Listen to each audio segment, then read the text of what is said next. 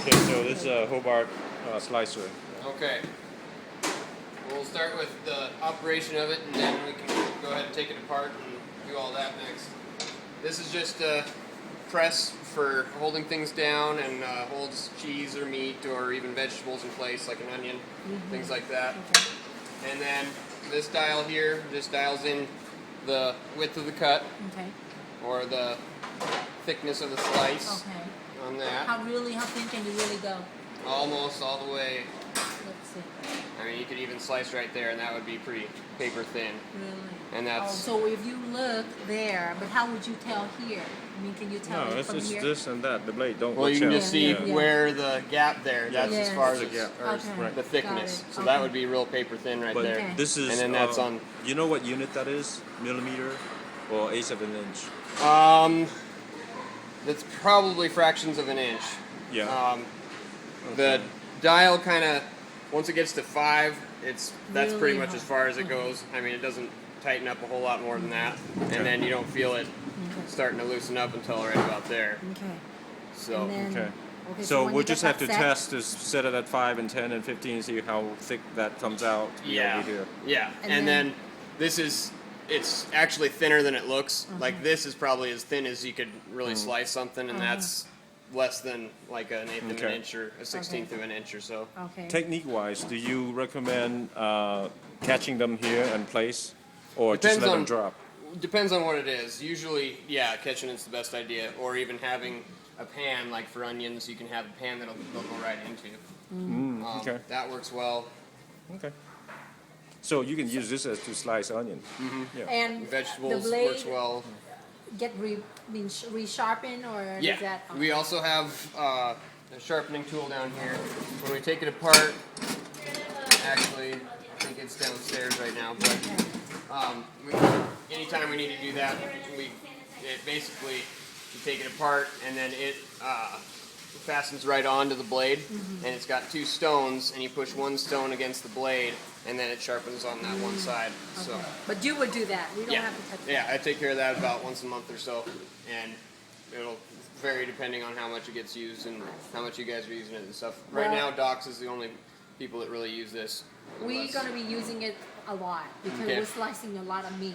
Yes, for And it'll work. our beef, and who knows, we might use it for chicken too. So Okay. it is going to be quite a bit. You're going to be get used to it.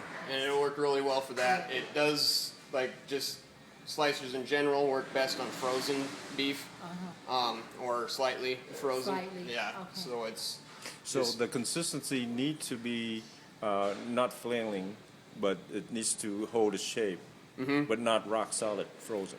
right, No. Yeah. right. Yeah, You so it's a wouldn't be little able soft. to- It'll do it Yeah. completely frozen, but Oh, then you're gonna okay. get some kind The of slices, curling? and it'll make marks and stuff Oh, like okay. that on it too. And that's just from the blade rubbing on the frozen meat. Because and stuff. I'm sure you've been at the Mongolian barbecue. They have the frozen sliced Really Yeah. thing paper that are really thin. paper thin and then really curling.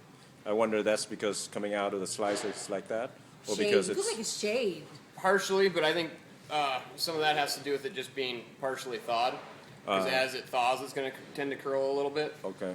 No, it is okay. completely frozen. No, it's completely frozen. It's like a shave. They shave the meat. Yeah, and you Yeah. can pretty. I mean, Is we'll that have to what play they? with I it a wonder little if this is bit, the same machine that Yeah. they use it to. Definitely. Okay. And so once you put the meat in here, then Well, then you would just And then place put- this under here, Okay. and you want it to be nice and tight Okay. inside there, and then you can either go manual this way. so you have one hand who have to hold it like that, or Well, that helps just to keep it steady and solid and everything. You don't necessarily have to hold it there. You don't have to push it Just- basically. Then you can do it manually and just Yeah. push it back and forth like this. I guess the point is the weight will keep it nice and flat against the cutting surface. There's no additional hand pressure, pressure down or this anything way you have to put on required. it here to hold the meat in to cut. You might have to do it. Okay. Usually, Should I just try to see what Yeah. it would feel like? and usually you don't have to worry about it going into the slicer. Whoa. It's coming back because it's pulling away from the wall here. Yeah. Usually this little side wall will create enough tension to where it holds it in place for you. Okay. Okay. Because normally, I guess the point is you let the meat weight itself pushing it down to get cut. Yeah. Okay. And then this just basically holds it as a little Right. bit of pressure, but if you Right. really, like, especially with thawed beef, then you have to push it down and hold it in place it. because it's a little bit You need to slippery be and pushing it. stuff like Okay. that. Yeah. Okay. All right. Just depends on how it's sitting in there, and like a block of cheese, for example, fits in here well enough, and it's not going to move as much because of the consistency. There's not as Yes, I see. any liquid or anything like that. Okay. And then it also has a switch over here. When we turn it on, I'll show you how that works. And it's an automatic.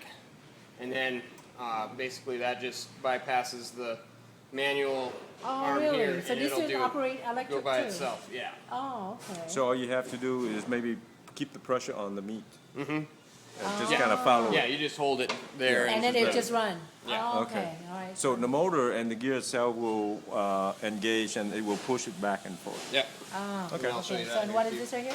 Now this lifts it up. Maybe. It's supposed to lift it up. Yeah. There it is. Yeah, it just has a little wheel on the bottom So basically, for cleaning. and that lifts Yeah, because the I saw him bottom lift it up so- and then he wiped it down. So yeah. Yeah, that makes it really easy to clean and get I underneath. see. I see. But you really have to keep pressure rather than drop it wham right down. Oh, God. Yeah. This is a really heavy machine too, and that's why they put those on there so Sure. that it lifts itself That basically. helps. Yeah. And this right here, Aaron? So this is actually I'm not sure exactly what that does. I don't even Touch it. yeah I don't even know what those do on there. I've never had to use one of those pieces, Okay. and so we'll start out like this.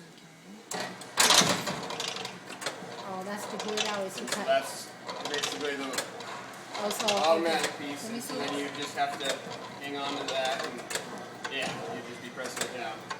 Yeah. Yeah. You just have to stand here with the proper spacing. Okay. So then this just, it's kind of a combination lever here, to where this lifts up and then locks it into place, or when it's free, then that's when it's in the Engaged. manual position. So this is basically an on-off switch. Okay. and it's a safety mechanism too, to where you Just bump push it, it. it'll- yeah, Okay. go in. So once you do this, you can also activate this to engage the gear. You can, but You it's don't- better to do it in the off Before you turn. position, Right. so that it's not jolting or anything like Okay. that. And No synchronized gearbox. yeah, yeah, pretty much.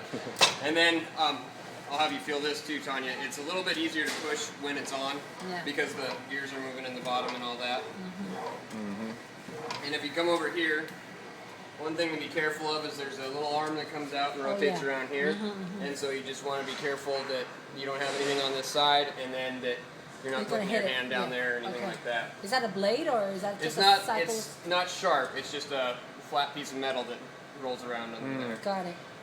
Wow, why don't they have that covered? I know. And what is that right there? Now this is the safety shield, and I'll show you that when we take it apart.